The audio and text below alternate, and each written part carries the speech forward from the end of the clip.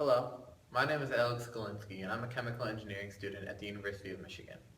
For my SURE project, I worked in the Cell Adhesion and Drug Delivery Laboratory directed by Professor Eniola. My work involves experimentally determining the distribution of drug delivery particles in blood flow. Currently, when you take a pill or receive an injection, the drug molecules are distributed throughout the entire body. Because of this, many treatments are limited by toxicity when the drug accumulates in areas other than the inflamed or damaged tissues. One solution to this problem is the use of targeted drug delivery. Using particles such as polymeric micro or nanospheres, a drug molecule can be protected inside of a shell. This shell can then be decorated with targeting ligands that will bind to receptors on cells when they are activated. The drug can then be released directly to the diseased area rather than the entire body. Blood is a non-ideal fluid that is complex by the deformability of red blood cells. Inside a blood vessel, the red blood cells create a core of packed cells and an outer cell-free layer. This core has enough force to push the white blood cells towards the edge of flow and interact with the vessel wall.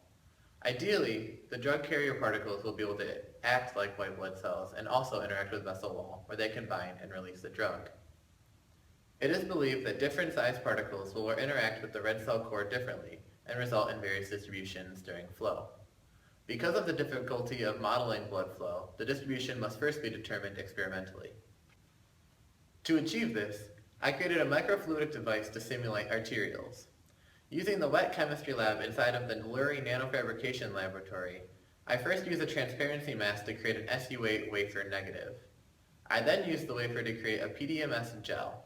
I then adhered the PDMS gel to glass to create a passage that is 50 microns tall. That's about half as thick as a sheet of paper. Blood is then mixed with particles and run through the device where a microscope is used to determine the location of the particles in flow. Once the distribution is known inside of a straight channel for different sized particles, the drug carrier size that allows the particles to be pushed out to the edge of flow will be used to increase the chances that the carrier will bind to the distressed cells. Additionally, the human body is full of asymmetric bifurcations, or splits in the bloodstream that feed to the different organs. If a particle is unable to distribute to the edge of flow where the daughter branches are sourced, some areas of the body will be unreachable by the drug carriers.